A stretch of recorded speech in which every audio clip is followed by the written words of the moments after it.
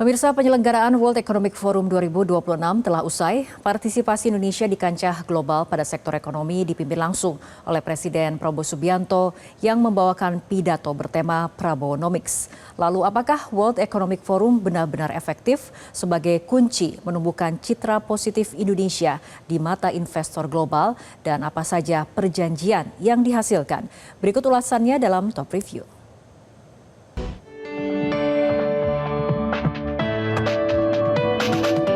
Presiden Prabowo Subianto berbicara langsung di panggung ekonomi paling bergengsi di dunia, World Economic Forum, pada Kamis 22 Januari 2026 di Davos, Swiss. Presiden Prabowo menjadi salah satu dari 13 pemimpin dunia yang mendapat kesempatan berpidato di forum bergengsi ini. Dalam pidatonya, Presiden Prabowo Subianto menyampaikan bahwa hal seputar kondisi ekonomi Indonesia hingga program strategis mulai dari super holding Danantara, makan bergizi gratis, sekolah rakyat, koperasi desa Merah Putih, kampung nelayan Merah Putih hingga swasembada pangan. Presiden bahkan menegaskan komitmen pemerintah Indonesia untuk menanggulangi deforestasi dengan pencabutan izin 28 perusahaan yang diduga terlibat dan menyebabkan kerusakan lingkungan. Di samping itu, menyikapi situasi geopolitik yang kian memanas, Presiden Prabowo tegas menyuarakan pentingnya perdamaian dan stabilitas serta sikap Indonesia yang mengedepankan persahabatan dan kerjasama.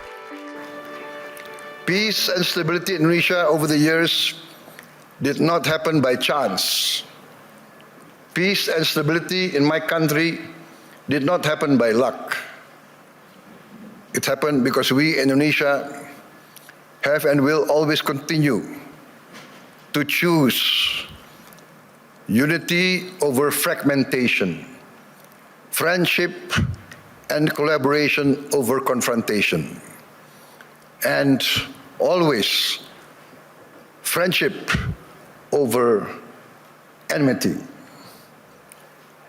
Our credibility, hard-earned over many years, has been protected. Credibility once lost is very expensive to regain. Indonesia in our history has never once defaulted on our payments of our debt, not once. Succeeding regimes always pay the debts of the preceding regime. Successive presidents will always honor the debts of the previous administration. Sementara itu, Menteri Investasi dan Hilirisasi Kepala BKPM Rosan Perkasa Roslani menyebut, pidato Presiden Prabowo menuai sejumlah respons positif dari negara-negara yang hadir di World Economic Forum. Rosan menegaskan dari sisi ekonomi, Indonesia akan terus terbuka dan mengedepankan kerjasama yang menjunjung tinggi kedaulatan setiap negara. Tadi beliau berbicara di Plenary Hall di Kongres dan pemaparan beliau itu dalam 1 tahun ini sangat-sangat lengkap. Beliau membahas dari segala macam pencapaian dan juga standing dari Indonesia yang memang selalu mengutamakan kolaborasi, mengutamakan kerjasama, dan yang paling penting adalah yang beliau sedikit sampaikan bahwa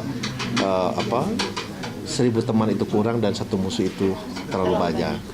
Dan yang paling penting message dari beliau adalah peace and stability, yang itu adalah core dari kita dari Indonesia, dan beliau akan selalu menjunjung tinggi rule of law yang disampaikan, dan message-nya bahwa Indonesia kita selalu terbuka untuk bekerja sama dengan semua bangsa, dan ini adalah message yang sangat kuat yang diterima sangat baik oleh semua pihak.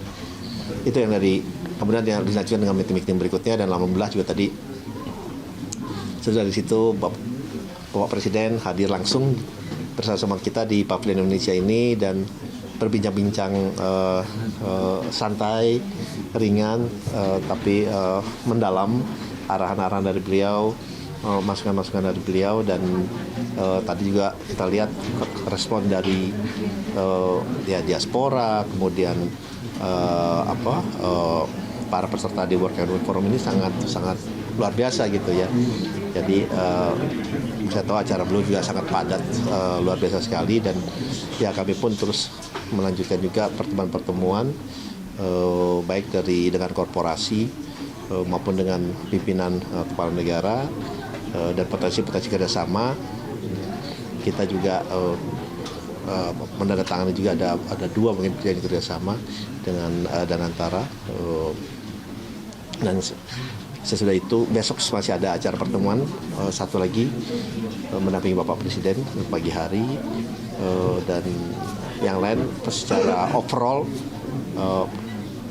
message yang ada dari Indonesia ini diterima sangat positif, dan di saat bersamaan kita juga memberikan posisi Indonesia terhadap perkembangan geopolitik geoekonomi ini yang tensinya makin meningkat, tetapi Indonesia selalu terbuka untuk bersama dengan semua pihak, selama itu selalu menjunjung sovereignty dan juga kebersamaan, cooperation dan kolaborasi secara keseluruhan. Selama World Economic Forum, Indonesia juga menghadirkan beragam diskusi panel di Indonesia Pavilion yang mengangkat tema-tema penting yang relevan untuk menyikapi berbagai tantangan ekonomi secara global. Tema besar pembangunan berkelanjutan pun diangkat, seperti penyiapan tenaga kerja Indonesia yang siap menghadapi bonus demografi 2030 di era kecerdasan buatan, kebangkitan ekosistem digital Indonesia, pendanaan yang berkelanjutan, ketahanan pangan di tengah krisis iklim, pemanfaatan ekonomi biru hingga transformasi sistem kesehatan Indonesia.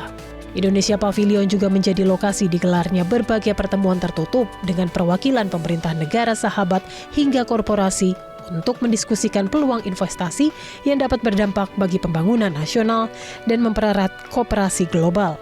Menteri Investasi dan Hilirisasi Kepala BKPM Rosan Perkasa Ruslani juga menyampaikan, Presiden Prabowo menginstruksikan agar setiap perjanjian harus dituntaskan menjadi sebuah kebijakan bagi program pemerintah Indonesia, baik kerjasama antar negara G2G maupun antar negara dan korporasi B2G.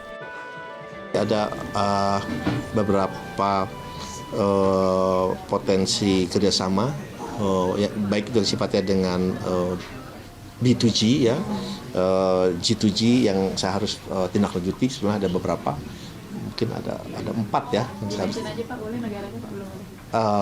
Oke, itu dengan negara Jordan dan juga dengan negara Prancis, itu yang kita segera tindak lanjuti, plus juga dengan negara Pakistan. Jadi 3 negara, bukan 2, mohon maaf, 3 negara yang harus saya tindak lanjuti. Dan juga kalau dengan korporasi, ada beberapa korporasi juga yang kita harus tindak lanjuti juga. Jadi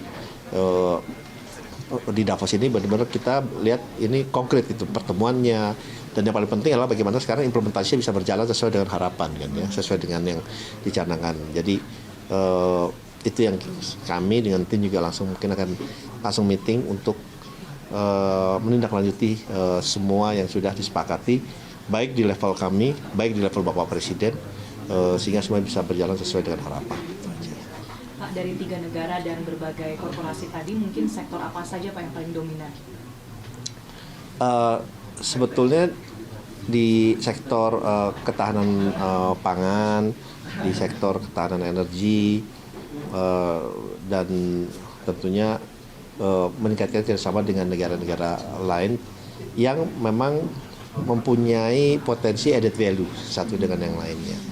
Jadi saya melihatnya memang kalau dengan Bapak Presiden ini kita harus kerjanya benar-benar secara komprehensif ya, dari segala macam sudut, dari segala macam bidang, dan yang paling penting ya implementasinya itu beliau sampaikan harus berjalan dengan cepat. Dari semua ini ada yang MOU dengan Swiss, ada MOU dengan apa lagi, itu berarti semua akan langsung ditindaklanjuti di 2026? Iya, karena beliau sering sampaikan bahwa udah kalau MOU itu harus dijalankan, nggak mau sifatnya kayak seremonial saja. Nah, oleh sebab itu kita pun mendatangani semua kerjasama itu dengan keyakinan bahwa ini kita jalankan dan akan mempunyai asas manfaat yang besar kepada Indonesia. Gitu. Di samping sesi diskusi, Indonesia turut menjamu para peserta World Economic Forum lewat Indonesia Night dengan menghadirkan kuliner khas Nusantara dan pertunjukan seni budaya. Melalui Indonesia Night, Indonesia menegaskan diplomasi ekonomi tidak hanya dibangun melalui angka dan kebijakan, tetapi juga melalui kepercayaan, kedekatan, dan pemahaman lintas budaya. Dari Davos, Swiss, Tim Liputan Metro TV.